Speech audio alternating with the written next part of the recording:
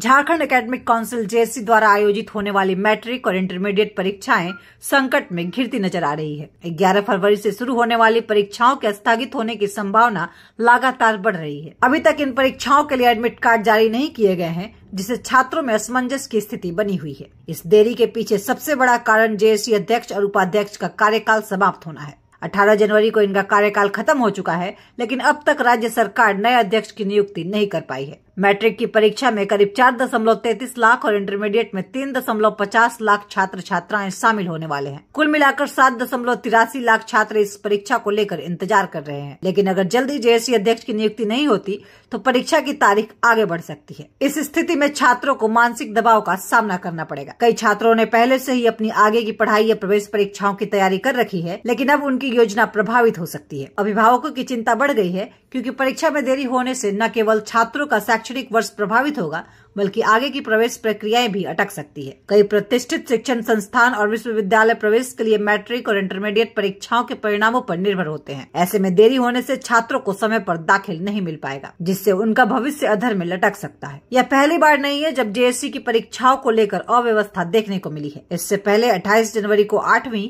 और 29 से 30 जनवरी को 9वीं की परीक्षाएं भी स्थगित करनी पड़ी थी। इसका सीधा संकेत है कि राज्य सरकार और जेएससी प्रशासन परीक्षा को लेकर गंभीर नहीं है। सवाल यह उठता है कि क्या इतने कम समय में 7.83 लाख छात्रों के एडमिट कार्ड डाउनलोड और वितरित किए जा सकते हैं? यह एक बड़ा प्रशासनिक सवाल है, जिसका जवाब अब तक सरकार या जेएससी की ओर से नहीं दिया गया है। अगर परीक्षा की तिथि बढ़ाई जाती है तो इससे कई समस्याएं सामने आएंगी। परीक्षा के प्रश्न पत्र पहले ही छप चुके हैं और उनकी आपूर्ति की प्रक्रिया शुरू हो चुकी है। अगर परीक्षा स्थगित होती है तो इन्हीं प्रश्न पत्रों का इस्तेमाल किया जाएगा या नए प्रश्न पत्र छपवाए जाएंगे। अगर पुराने प्रश्न पत्र ही उपयोग किए जाते हैं तो यह पेपर लीक जैसी संभावनाओं को जन्म दे सकता है। इसके अलावा समय पर परीक्षा न होने से छात्रों को उच्च शिक्षा और प्रतियोगिता परीक्षाओं में कठिनाइयों का सामना करना पड़ेगा। कई छात्र ऐसे भी हैं जो बोर्ड परीक्षा के तुरंत बाद प्रतियोगी परीक्षाओं की तैयारी में जुटने वाले थे, लेकिन परीक्षा स्थगित होने की स्थिति में उनकी तैयारी भी प्रभावित होगी। जेएससी बोर्ड की इस लापरवाही का सबसे बड़ा खामियाजा छात्रों को भुगतना पड़ सकता है। झारखंड के लाखों छात्रों का भविष्य इस अनिश्चितता के दौर में लटका हुआ है। अगर सरकार जल्द से जल्द जेएससी के अध्यक्ष की नियुक्ति नहीं करती और परीक्षा कार्यक्रम को स्पष्ट नहीं करती तो यह झारखंड के शैक्षणिक माहौल के लिए बेहद चिंताजनक होगा। सरकार को चाहिए कि यह अविलंब जेएससी प्रशासन की स्थिति को स्पष्ट करे और छात्रों को जल्द से जल्द राहत प्रदान करे। अगर इस तरह की लापरवाही जारी रहती है तो इसका असर सिर्फ परीक्षाओं पर ही नहीं बल्कि पूरे शिक्षा तंत्र पर पड़ेगा। छात्रों का भरोसा सिस्टम से उठ सकता है और यह शिक्षा के स्तर के लिए एक गंभीर चेतावनी होगी। बाकी इस खबर पर आपकी क्या प्रतिक्रिया है, कमेंट बॉक्स में जरूर बताएं।